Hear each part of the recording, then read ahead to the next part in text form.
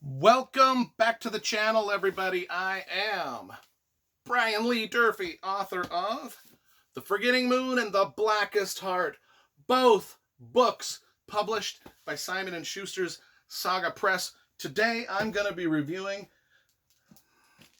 one of my brand new favorite authors of all time. I love this guy's stuff. Amor Towles, The Lincoln Highway. I don't know if it's Amor Towles or Amor Towles. I pronounce it Amor Towles. You can pronounce it however you want.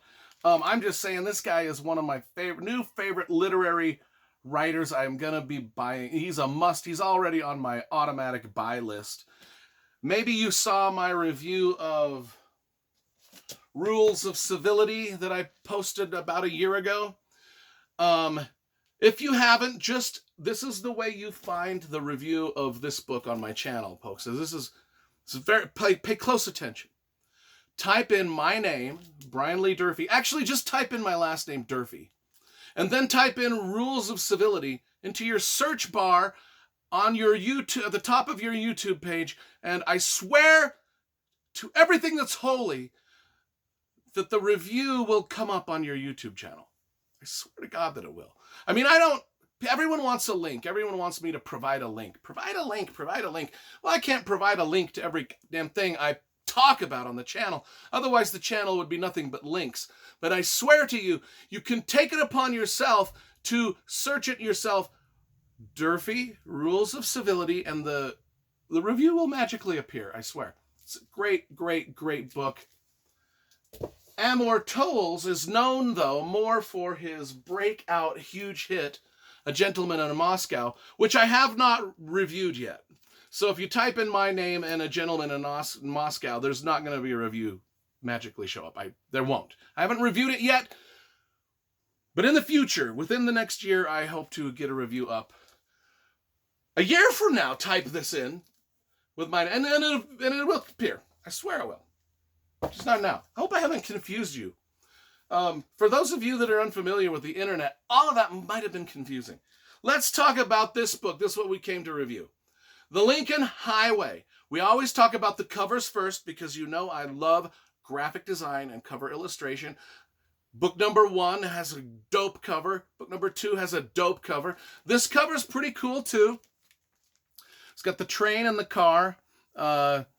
Just as simple. I mean, it looks like literary fiction. That's what they're going for. That's what they got. Can't complain about it. I like the cover. Also on the inside is a very interesting map. I was not expecting it. Usually I only expect maps in epic fantasy novels, like Middle-earth or Westeros or the Wheel of Time world or whatever that world is called. But here we have a wonderful looking map of the Lincoln Highway. Now, they learned a few things when reading this book, that the Lincoln Highway was built in the early 1900s. So that just like the Transcontinental Railroad connected the East Coast to the West Coast, or I mean the East Coast to the West Coast, the Lincoln Highway connected the East Coast to the West Coast by highway. Self-explanatory. I mean, and then they gave us this map of it starts in Times Square and ends in Lincoln Park in San Francisco. That's why it's called the Lincoln Highway. And one of the things that I didn't realize about it is, unlike Interstate 80, which now pretty much does the whole thing for us now, this Lincoln Highway was basically a lot of back roads that connected things, and it went through some interesting towns that Interstate 80 doesn't go through. Like, this goes through Ely. This goes through the worst parts of Nevada that you don't want to get lost in. I'm just telling you that right now. Anyway, what's the book about? It's about Emmett Watson. He's 18 years old. He's been in juvenile detention for about a year and a half for accidentally manslaughter case where he killed, that's what manslaughter is. It's an accidental killing, but you still end up going to prison because you're still sort of culpable. But he was a juvenile, so he only spent 18 years in juvie for the death of a person. And now the warden is driving. This takes place in the 1950s. So now the warden is driving him home in a car, in a big warden car. It's just the warden and him, drives him home. But things are different now. His dad is dead, Emmett's father has died, and his mom has ran away, leaving just his younger brother Billy living on the farm. And his mom, though, left postcards of, she ran away. They don't know where she's at, but based off the postcards that she sent, like she sent postcards from, they live in Nebraska. I probably should have mentioned that. She sent postcard from Cheyenne, Wyoming, Rawlins, Wyoming, Rock Springs, Wyoming, Salt Lake City, Ely, Nevada, Reno, Nevada, Sacramento, San Francisco. So by deductive reasoning, they're like, she's in San Francisco because of all these postcards she sent, leads her right to San Francisco. Now they're like, we have nothing to live in Nebraska for. Let's go find our mom and live with her and in San Francisco. But the only thing they've inherited from their parents from their dead father is the farm and an old Studebaker car, which is a really dope looking car, and everybody kind of likes it. Well, what happens is, before they can launch off onto their trek, two people show up. Duchess and Wooly. Duchess and Wooly are escaped juvenile prisoners that Emmett knew in a juvie prison. And how they escaped was when the warden drove Emmett to his house. They had snuck into the trunk of the car, and it just sort of, the warden had sort of walked Emmett to the house and came in and had some tea and donuts and whatever. But during that period of time, they popped the trunk, got out, closed the trunk, went and hid in the cornfields till the warden had left, and then about like 10 hours later, they wander out of the cornfields and they're like, "Yo, Emmett, what's up? Yo, homie, my homie from cell block, whatever. We're here, man. How's it hanging?" And Emmett's like, "What the? How did you guys get out of prison? How did you get out of juvie?" And they told him the story, and they're like, "Yeah, man, we want to go on the trip with you to San Fran." But then Duchess has different ideas. Duchess is kind of like, here's the thing. The story is told from the perspectives of Emmett, his little brother Billy, Duchess, and Wooly, and a girl named Sally, and a few other characters like Ulysses that show up. But anyway, Sally, so the five of them, Sally, Emmett, Billy, Duchess, and Wooly, they're like, "Yeah, let's go to San Fran." But then Duchess has this other plan. He's like, my boy Wooly, our boy Wooly from juvie that's with us, Wooly doesn't talk a lot. Even though each chapter is told from the different character's perspective, which I like that. So you get all the characters' perspective on what's going on. Wooly is the least talkative, but he's also kind of comes from a rich family, and he's talked to Duchess a lot about sort of this money that they can find in upstate New York and live off of the rest of their life, because he comes from a rich family and yada, yada, yada.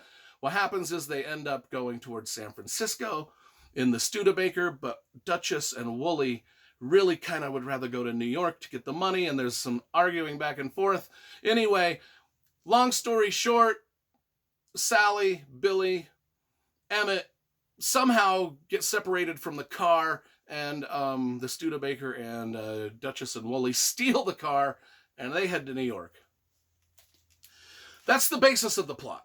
So now we've got these characters that are kind of stranded in Nebraska, heading one way. The other characters stole the car. They're headed to the other way to New York. And now we've kind of got the basis of the plot. And it's kind of like that happens all in the first 50, 60 pages.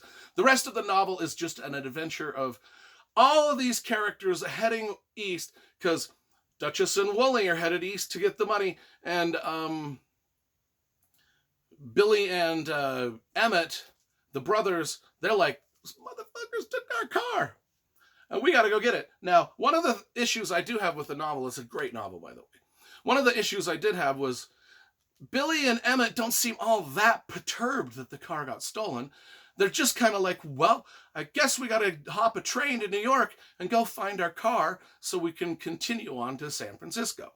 From Nebraska to New York to San Francisco. I mean, the logic in their head is but they're not they're young, and so they hop a train to go to New York, hopefully to find these two dudes that have stolen their car, so they can get their car back, so they can drive it to San Fran. Why didn't you just take the train to San Fran? I don't know. It's just, there's a few things, and maybe I didn't read carefully enough. But there was a few things that I was just like, oh, okay. But it's just such a grand adventure, and all the characters are so fun to read. And you get to see the perspective of each one of them. And they're all basically kind of good people. Just kind of, some of them are more selfish than others, and thus there's thievery. And well, 3/4 of our 4 adventurers are out of juvenile detention. So they're right now, you're not dealing with the brightest bulbs in the shed, but you know, brightest bulbs in the shed? I don't even know if that's a saying. But anyway, I really like this novel. It is less literary fiction than this one. This one was less literary fiction than this one. And this one is probably the less literary of all of them. This reads a lot like a Stephen King sort of Stand By Me buddy movie sort of adventure than it does a literary piece like The Rules of Civility. The Rules of Civility was just straight out Great Gatsby-esque literary fiction. This one was a little more commercial, and I think this is the most commercial one yet. If I was to rank them, though, I would rank this one as my favorite. This one is really, really a close second. And this one is a really, really close third. They're all just gorgeously written. Wonderful. I was taken in from word one of this book. And I just read it in a day and a half. And it's just a great book. It's just a great, great adventure. And so that's all I got to say about that. Let's give this a 9.5 out of 10 and leave it at that.